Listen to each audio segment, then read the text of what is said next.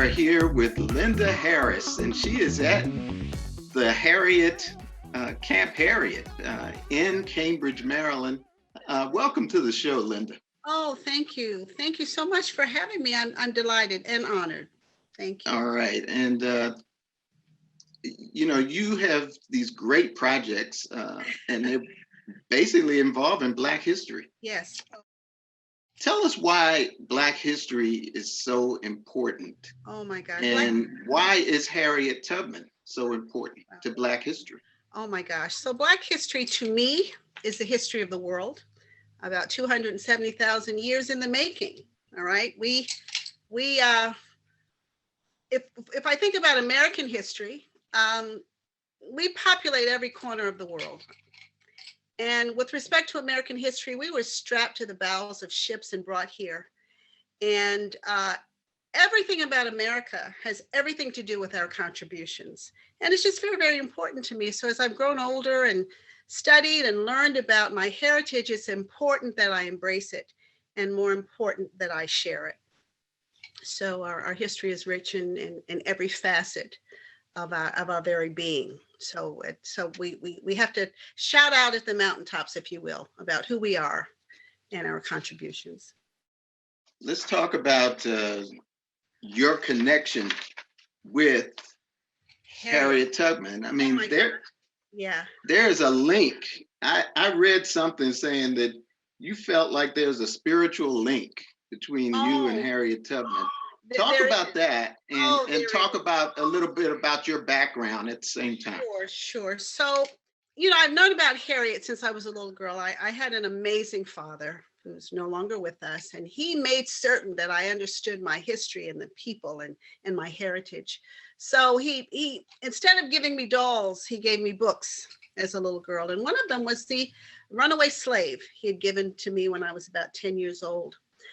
But I kind of got reconnected with Harriet in 2020 during COVID.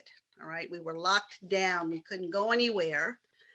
And so I started reading. I have a ton of books on a bookcase, and I started reading. But I think what really connected me with her was the night I watched the coverage of George Floyd. And that police officer with his knee on his neck. And it impacted me in the most, in a very hard way. I was very emotionally tied to that whole thing. And I remember turning the television off about 2 a.m. I just, there was coverage all day, all night. I turned the TV off. And that little book that was on my bookcase that my father had given me when I was 10 years old, it started glowing, literally. I walked over to the bookcase and I picked it up and I started reading it. And I hadn't touched it in many, many years. In fact, I forgot that it was even there. So I read the book. That was on a Thursday night. Friday morning, I got in my car and I drove to Cambridge. It was about an 1.5-hour drive. And I felt that Harriet was trying to tell me that in order for me to be free of what I was feeling, I needed to connect with her. So I drove to Cambridge. And of course, I went to the visitor center. As soon as you cross the Malchus Bridge, you cross the Bay Bridge, and then you cross the Malchus Bridge, and then you're in Cambridge. I went to the visitor center. It was closed, but I called the number anyway. I got a woman answered, and she said, "We're closed. And what are you doing here? It's COVID." I said, "Well, you know what?" I told her my story. I told her how this book was glowing, and I had to come to Cambridge. So she came out, and she came out of the visitor center and sat with me on a bench for 2 hours. I told her I needed to know more about Harriett Tubman and more about the Underground Railroad. And she spoke with me for 2 hours, as I indicated. And she told me about the museum, which I had never been to. And she told me about the docent that worked there. So she gave me his number. I called him and he said, "Well, I can't see you. It's COVID and everything is shut down." So I said, "I tell you what, I'm going to spend the night and maybe I can meet you tomorrow." I said, "I'll take you to lunch." So anyway, I called him in that morning. It's so funny. He said, "Are you still here?" And I said, "Yes, I told you I wanted to see you. I'm very serious." So he said, "Okay." So he said, "Meet me in front of the Harriett Tubman Museum." So I got there and I waited for about 15 minutes thinking that I would meet him inside, and I called him and he said, I'm inside. So I got to go into this museum, just he and I, no one else around, and it was amazing. He talked to me for a very long time. And we talked about Harriet Tubman, her story. She was born in Cambridge. In fact, the Camp Harriett that I have, the property that I bought, is on the Underground Railroad, about 10 miles from where she was born. So I was so lucky to be able to get this property. But anyway, he talked to me. He shared with me the names of other historians that I eventually met. I went into Delaware. I drove to Philadelphia, and I talked with historians. So I just think, and I wasn't thinking about that. I mean, I wasn't thinking about Harriet Tubman because in 2020, I had gotten a gig to be in Tokyo for 5 weeks. I was going to perform in 10 different locations in Tokyo. And then I was going to go to Uganda for 6 weeks and teach music at a music school. So this was not anything that was on my mind. So the fact that that book was glowing and that I just very spontaneously drove to Cambridge tells me that I had a very spiritual connection with Harriet Tubman. Mm-hmm. All right. And you are a jazz singer. I am a jazz singer. I'm a relatively new jazz singer. For 33 years, I had a real estate company. I retired. I turned it over to my son, and I decided I wanted to sing. My dad had been a performer, a guitar player, jazz singer in the military, and he always wanted one of us to sing. And I said, no, I can't. You can't make any money doing this. So I went and I got a business degree, started a business, waited until I retired to finally fulfill my father's dream for he wanted me to sing. So now, I became a singer, not only a singer, but a singer-songwriter. I have written about 15 songs, which in and of itself is amazing because I don't know where all this is coming from. It's as if I'm doing now what I should have always done. Mm-hmm. So anyway, I couldn't go to Japan. I couldn't go to Uganda. So I made this spiritual connection with Harriet Tubman. So once I got down here and did all the research and I talked with the historians, I said, you know what? I am going to walk this Underground Railroad. And initially I was going to do it alone. I planned to camp. I'm a camper hiker. And I thought that, well, let me just walk this. She did it alone. She did it at night. Her first journey, she was about 25 and she just decided she didn't want to be a slave anymore. So she walked to freedom. So I said, I can do this. But then as I came back here to Cambridge a couple of times, drove the route, and I said, well, maybe it won't be the safest thing because this area is a little dicey down here. It's a little dicey on the east. It's 116 miles, right? Yes, we walked 116 miles over 6 days. So anyway, okay. I put out a post on Facebook and I found 7 other women who agreed to walk with me. So we walked 20 miles a day for 6 days. The last day being fewer than 20, we did about 18, and we walked the Underground Railroad. We stepped across the line in Kennett Square, Pennsylvania, and that's where Harriet Tubman found her freedom. She continues to guide me. She's like the new light in my life. So that's what I did, and now I bought a property, and I want to have Camp Harriett. I read something that said something of Harriet Tubman. It says, if you hear the dogs, keep going. If you see the torches, keep going. Yes. If they're shouting after you, keep going. Don't ever stop. Keep going.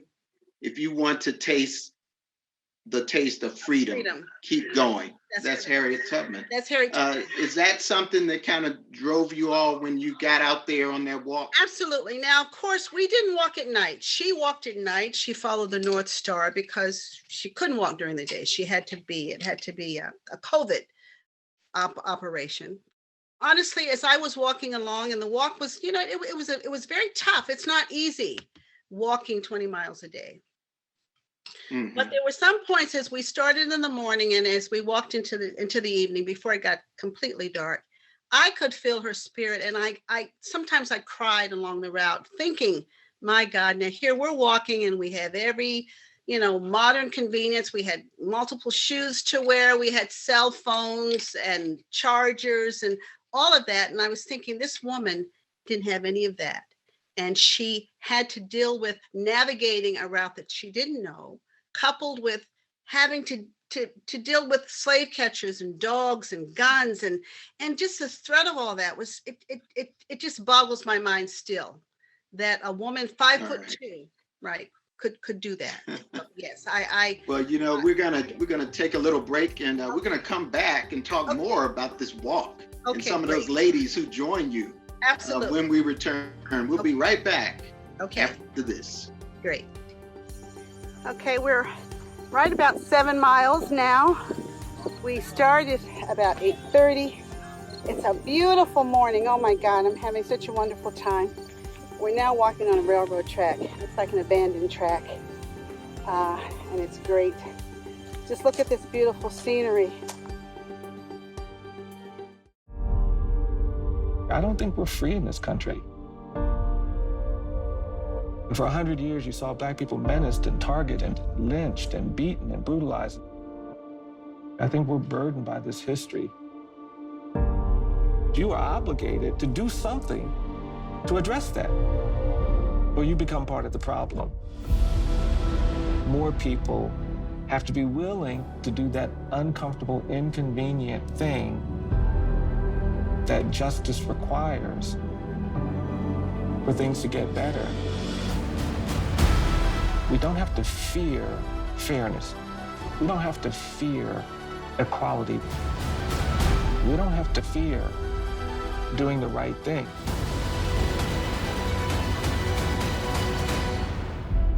Truth can inspire change. Learn more at EJI.org.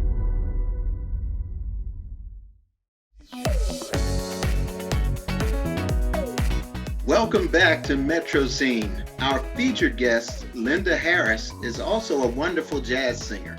She collaborated on writing this song to celebrate Harriett Tubman. Let's check it out before we get back to part 2 of our interview.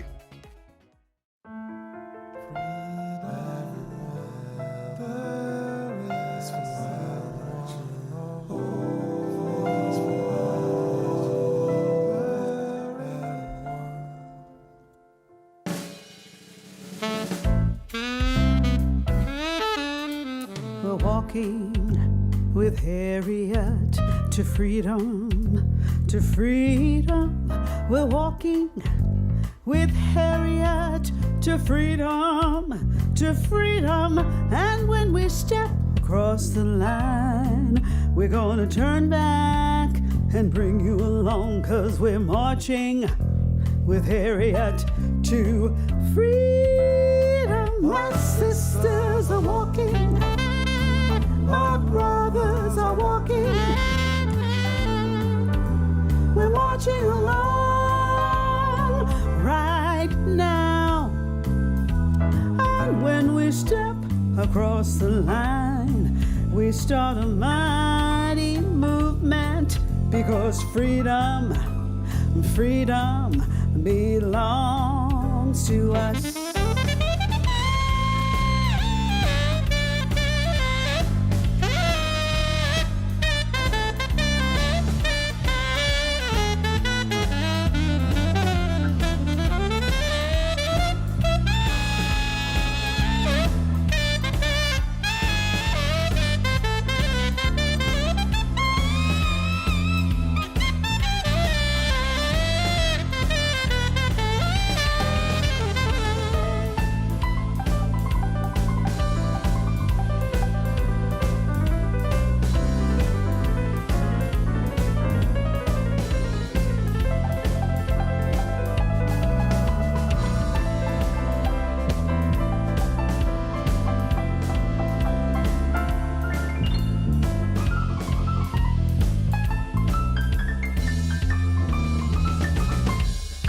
We can't stop, we can't stop, we can't stop, no, we can't stop.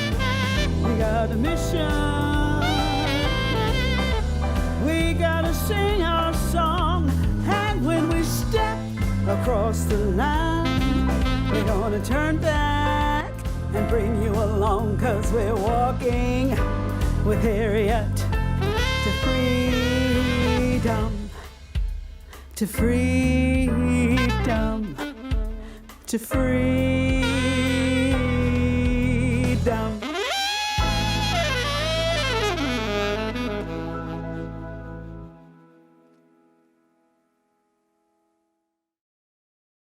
Welcome back to Metro Scene, everyone. I'm Marvin Jackson, along with Linda Harris, the lady who made We Walk with Harriet very popular. And talk a little bit more about that walk. This lady walked 116 miles in 6 days with, was it 7 other women? Right? Yes. And talk a little bit more about that walk. I think a lot of people would have liked to have joined you, really. I've heard people say that they wish they could have been there. Well, you know, it was nothing short of amazing. I walked with 7 women that I had never met before. We met on Facebook. I put out a call saying I want to walk, and 7 women responded. So we would get together and we trained. But our purpose for walking was to honor Harriett Tubman.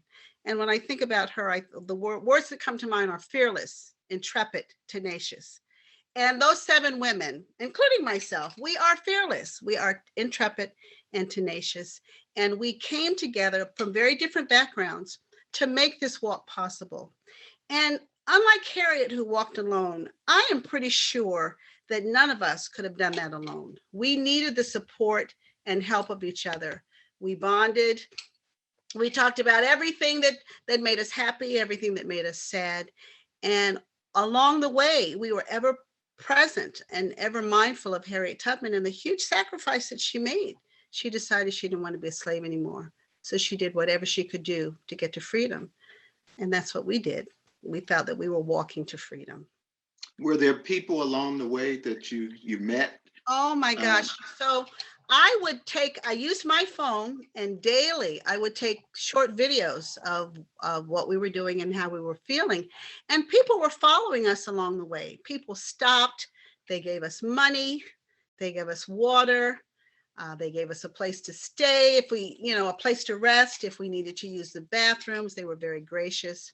We initially were a little afraid, because once we got out of Denton, we walked along the road and we saw all these Confederate flags, and we were a little nervous about that. Mm-hmm. But we found that people were very proud of us, and they wanted to help us. And as they came up and wanted to stop and pray with us, they said that we gave them something to look forward to. We gave them a sense of hope, because mind you, this is COVID. People are locked down in their homes. They couldn't get out. So several people, even on Facebook, that would send me messages, they were living vicariously through our walk. So we brought hope to people, and we didn't know that we were going to be doing that initially. But I was very proud that we gave people hope at a very dark time in this country. So it was very rewarding. Mm-hmm. What was it like when you reached the final destiny? Oh my God. So as I said, walking 20 miles is not easy. It's very difficult. It's a lot of wear and tear on your body. I'll never forget those last 5 miles. I did not think I was going to make it. My body was I was just exhausted, because I had gotten some sort of stomach virus and I was unable to eat. So for the last 3 days, I walked on an empty stomach. And I remember crying. Once we saw the sign that said Kennett Square, I broke down and I cried. And we had to stop. The ladies all stopped and we prayed. We were so grateful just to see that sign. And then as we turned the corner past the sign that said Kennett Square, there were hundreds of people there waiting, cheering us on. And that gave me enormous strength to be able to cross the line. So it was very spiritual. I got down on my knees and I thanked Harriet. I felt her spirit. I felt her pain. And it was just very emotional. I felt like I had done something incredible, having walked that distance. And think she was smiling down on you guys? I think, she was with us. One little story. I remember night 2. The first 2 days were very difficult, And I said, I remember getting up, because we wanted to get up at 6 so that we could start walking at 7 a.m. And I said, and I can't make it. I can't make it. I looked in the mirror, and I swear Harriet's face, she said, look, if I could do this, all by myself in the dark, get up and get out. And that's what got me out. So she was with us. She was with us every step of the way. There's no way we could have done it without her spirit. All right. And you have started a project, Camp Harriett, right? Camp Harriett. So to honor. And that's where you are right now. I am sitting in Camp Harriett. It's being renovated. There's dust everywhere. Renovated, rustic. It's all. Yes, it is so perfect. This place is so amazing. Uh-huh. So I wasn't thinking about Camp Harriett. I retired. I wanted to sing, but I came out to Cambridge. I walked on this ground, and it was like her spirit said, "You got to do this, Linda." I bought this property. I just bought it. I offered a price. The people said yes, and I bought the property. So for the last 3 months, I've been spending my retirement money, and sometimes I get scared because I'm saying, oh my God, if this thing doesn't work, what will I do? But I believe that Harriet is going to take care of me. The spirit of Harriet, she was a very spiritual woman. I believe that God and her spirit are going to get me through. So I'm totally renovating this place. And what we're going to do at Camp Harriett, I'm going to build some cabins in the back. I have about 2 acres. I'm totally renovating the house. So I'm going to have a gathering room and a big kitchen. And I want to have programs for kids. We're going to walk. We're going to learn about the history of Harriett Tubman. I want them to document their walks, write about them, and I'm going to take what they've written and help them turn them into songs. And at the end of camp, we're going to do music videos of our experiences. So that's my vision for this. I hope it works. The most wonderful thing is people send me money. I get $50 here, $20 there. It is nothing short of miraculous that this thing is coming together for me the way it has. And I am committed to this. This is the best thing I've ever done in my whole life. I want people to know about Harriett Tubman. She wasn't just a great Black woman. She was a great American. And I say that she just didn't free the slaves. She freed everybody. Because when your mind and spirit are free, you can do anything. And that's how I'm feeling. I feel that, I'm a senior citizen. I should be sitting down somewhere, but I feel ever empowered to tell her story and make certain that young people know her story. Yeah. And, today, we now have a vice president who is a woman of color. And I'm sure, the spirit of Harriett Tubman is with us, right? Oh, absolutely. Listen, she paved the way. She paved the way. She has shown us, she's shown me, she's shown Black women. And that's one of the things we talked about as I walked along. We are so strong and so resilient as a people. All we have to do is decide to clear our minds, create our vision, and make it work. And that's what Vice President Harris has done. I'm so proud of her. We're not related, but I'd like to think that we are. And Harriett Tubman and women like her paved the way so that I could be sitting here, buying a property. Come on now. This isn't the easy. Not everybody can do what I've done. And I'm grateful. And Harriett Tubman did that for me. And I think she's guiding me in this light. Just to spread the good news and the good word that anything is possible if you believe. Yeah. And I know you have another project you want to do. We have about 1 minute left. Okay. Talk a little bit about that, where you're going and Sure. What do you want to do with that project? Right. So I've always been a fan of John Lewis. We lost him, as you know, recently. And I went to Selma. I'd never been to Alabama before. I never wanted to go to Alabama. And I've decided that I'm going to walk from Selma to Montgomery to commemorate the 54th anniversary of Bloody Sunday. So that walk is short comparatively. We're going to be walking 54 miles from Selma to Montgomery. And I have about 15 people that are going to join me. So I'm very, very excited. Wow. Very excited. All right. Yeah. Well, I'm not sure if I'll join you on that walk, but I would surely love to come out and visit Camp Harriett. Oh, I would love that. I would definitely like to come out and visit Camp Harriett. I would love that. I would love that. I would love that. All right. Well, thanks so much for joining us. Thank you. And just continue doing great things. We will be keeping up with you when you go down to Selma. Oh, that will be great. And my parting words are, Find the Harriet in you. Find the Harriet in you. That's for men and women. Men and right? women, yes. Black, white, all colors. Find the Harriet. It doesn't matter. There you go. All right. Thanks so much, Linda Harris. Thank you so much. The lady who created We Walk with Harriet. Yes. Thank you. All right. All right. We'll be right back, everybody. Don't go away. This is so wonderful. It's such a spiritual experience for me. And we have communed so nicely. STEM is the discipline of hard numbers, precise, no margin for error. Dare to forget that. Dare to have fun with it. Get weird with it. Dare to get messy or just mess it up. Dare to program something internet-breaking, record-breaking. Dare to blow their minds. Dare to try. Dare to fail. Dare to keep daring. Dare to learn the difference between organic, sedimentary, and non-foliated metamorphic rock. Get outside, find those rocks. Dare to be homeroom famous, a high school fable. Dare to send those old STEM theories flying past the neighbor's house into outer space. And for the love of STEM, dare bigger. Dare to code, dare to invent, dare to explore, dare to STEM. Check out She Can STEM to get started.